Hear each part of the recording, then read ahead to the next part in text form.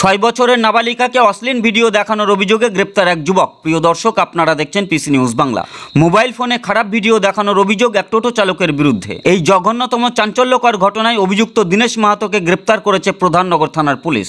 Police সূত্রে জানা গিয়েছে, ধৃত দীনেশ মাহাতো পেশায় টোটো চালক।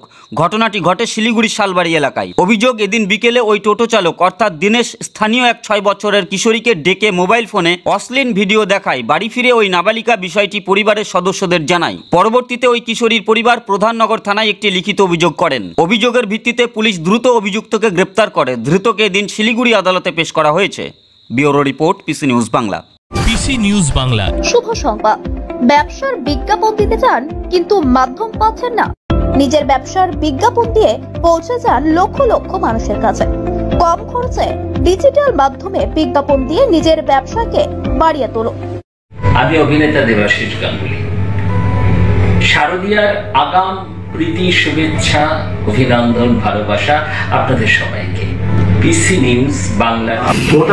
ফলো করুন, লাইক করুন, শেয়ার করুন।